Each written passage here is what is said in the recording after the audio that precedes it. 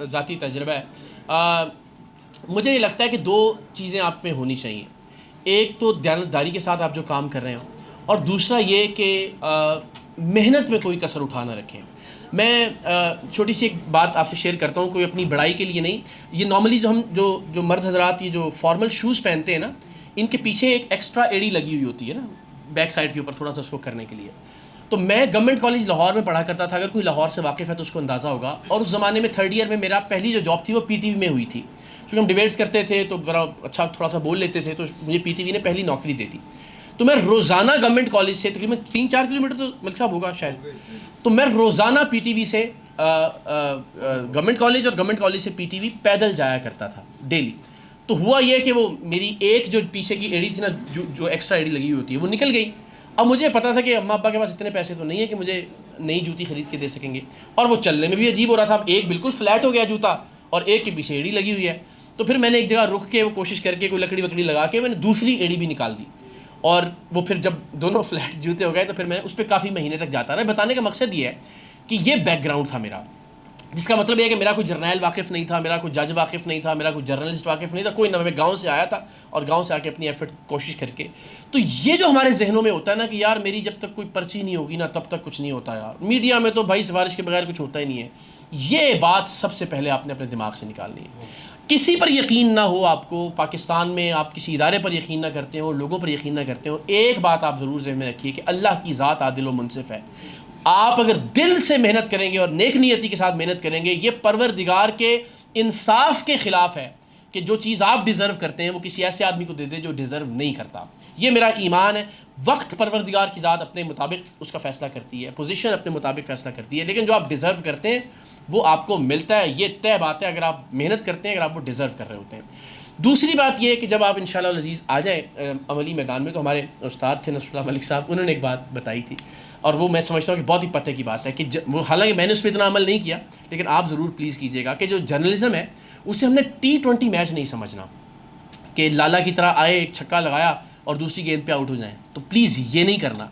कोशिश ये करनी है कि टेस्ट मैच की तरह विकेट पर खड़े रहें और फिर उसमें देखें कि कहाँ गैप मिल रहा है, कहाँ कोई स्पेस मिल रही है अच्छे स्ट्रोक के लिए, और वरना अगेन टुक टुक करके कोशिश ये करनी है, स्टे करना है। जितना ज़्यादा स्टे करेंगे उतना ज़्यादा फ़र्क पैदा कर सकेंगे माशरे में, वरना फौरी तौर पे आएंगे, आउट होकर चले जाएंगे तो अल्टीमेटली अपना भी नुकसान करेंगे और माशरे को भी एक अच्छे जर्नलिस्ट से आप महरूम करेंगे।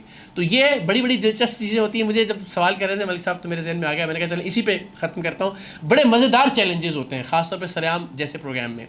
अभी हम विहाड़ी में थे और विहाड़ी में एक ब्लैक मेलर्स का ग्रुप था जो कि ये ऑनलाइन जॉब का एक ऐड देता था। उसके बाद कोई बच्ची जब जाती थी वहाँ पे उसको कहता था जी आपको लैपटॉप भी मिलेगा, आपको इतने हज़ार की तनख्वाह मिलेगी, ये मुराद मिलेंगी, और वो बच्ची को उसका इस्तेहसाल करके उसकी वीडियो रिकॉर्ड करते थे और वीडियो रिकॉर्ड करके फिर उसे ब्लैकमेल करते थे। और ब्लैकमेलिंग बड़ी अजीब थी। ब्लैकमेलिंग ये थी कि तुमने एक और लड़की ला कर देनी है तो फिर तुम्हारी जान छूटेगी। अच्छा, वो बच्ची किसी भी तरह से अपनी किसी सहेली को आगे करती थी, कुछ करती थी, फिर अल्टीमेटली वो लड़की उसका इस्तेहसाल किया जाता था जिनसी, उसकी वीडियो रिकॉर्डिंग की जाती थी, फिर उसको कहा जाता था तुम अब एक और लड़की ला कर दोगी। तो तकरीबन 700 वीडियोस का डाटा था जो उस शख्स के पास मौजूद था, और हमारे पास 7 लड़कियां जिनका हमने इंटरव्यू किया, एक के बाद एक, एक के बाद एक। ये हालत थी कि बच्चियों को जब उनकी वो वीडियोस भिजवाते थे, उनके किसी भाई को भेजते थे या किसी यूनिवर्सिटी फेलो को भेजते थे, तो बेचारी घबरा कर अपनी सगी बहनों तक को ले जाती थी उसके पास कि भाई ये कर लो और मेरी जान छोड़। अपनी सहेलियों को 15-15 साल की। तो अगेन जो मेरी यहाँ हमारी जो स्टूडेंट्स बैठी हैं फ़ीमेल, खुदा का वास्ता ये फ़ोन का जो यूजेज है ना, इस पर प्लीज़ बहुत बहुत कोशिश करें। हमें अगर 100 शिकायतें रोज़ाना आती हैं ना सरेआम पर ईमेल के ज़रिए या फ़ोन के ज़रिए, आप यकीन कीजिएगा 95 ऐसी बच्चियों की, ऐसी लड़कियों की होती हैं कि हम अपनी जान ले लेंगे, ख़ुदकुशी कर लेंगे, हमें बचाएं। तस्वीरें थी, वीडियोज़ थी और अब हम ब्लैकमेल हो रहे हैं। तो बहुत एहतियात करनी है आपने, ये मैसेज भी आप। तो खैर वो 7 लड़कियां थीं जो हमारे राब्ते में थी और उसके अलावा बहुत सारी थी जिनको ब्लैकमेल करके वो ये करते रहे। हमने जब उस शख्स को मतलब पकड़ा ना जाके, तो बड़ा दिलचस्प सूरत हाल हुई। एलीट के कमांडोज भी थे, हम भी थे, कैमरे भी थे, लेकिन वो कैमरे में रिकॉर्ड हो गया कि द मोमेंट हम एंटर हुए, उसने वो जो USB थी जिसमें वो सारा डाटा था बच्चियों की वीडियोस वाला, वो USB खाली, वो USB निकल गया। बल्कि अभी हफ्ते वाले दिन वो प्रोग्राम ऑन एयर भी हुआ, आप जाएँ तो यूट्यूब पे वो विजुअल्स देख भी सकते हैं। अब हमें बड़ी हमने कहा यार ये तो बेसिक सबूत था जो ख़त्म हो गया, तो अब हम क्या करेंगे, एक अजीबो गरीब सूरत हाल। तो खैर वो हम जब एक्सरेज करवाएं उसको फिर ले गए DHQ में, जो डिस्ट्रिक्ट हेडक्वार्टर्स हॉस्पिटल था। तो पहले उसकी USB यहाँ नज़र आ रही थी एक्सरे के अंदर, दूसरे एक्सरे में वहाँ, फिर उसके बाद वो मैदे में चली गई। अब बड़े परेशान कि क्या किया जाए। हमने कहा जी सर्जरी के ज़रिए निकाल दें। डॉक्टर्स ने कहा जी हम ये रिस्क नहीं ले सकते, कोई एनेस्थीसिया ज़्यादा कम हो गया, मर गया, बीमार ज़्यादा हो गया, सर्जरी में कोई कॉम्प्लिकेशन हो गई तो ये तो हमारे गले पड़ जाएगा, तो ये तो कोई लीगल इसका तरीक़ाकार नहीं है कि हम सर्जरी के ज़रिए निकालें। अच्छा फिर ये तय हुआ कि नेचुरल तरीके से कोशिश करते हैं कि जब तक, तो 5-6 दिन हम उसका इंतज़ार करते रहे कि वो USB जो है वो डाइजेस्टिव सिस्टम के ज़रिए बाहर आ जाए। और परेशानी बहुत ज़्यादा, इसलिए कि ज़ाहिर बहुत सारी बच्चियों की ज़िंदगी वाबस्ता थी उस एविडेंस के साथ। तो खैर अल्टीमेटली 5 दिन इंतज़ार करते रहे वो। USB अंदर ही रही उसके निज़ाम में ही, और वो कहीं इंटेस्टाइन में जाके स्टक हो गई। अब वो एक्सरे में आ रही है लेकिन वहीं पर स्टक है, नहीं निकल रही। तो खैर फिर उसको हम लेके गए निश्तर अस्पताल मुल्तान, क्योंकि वहाँ DHQ में ये फैसिलिटी नहीं थी। और अल्टीमेटली वो सर्जरी के ज़रिए वो हमने USB निकाली। तो किसी ने अज़राए मजाक कहा कि USB की पैदाइश हुई है। तो यानी इस किस्म के बहुत ही जो चैलेंजेस आपने सोचे भी नहीं होते, इस तरह की बहुत सारी चीज़ें आ जाती हैं आपके करियर के अंदर। लेकिन दिलचस्प भी होती है सूरत हाल, लेकिन ज़िम्मेदारी भी होती है।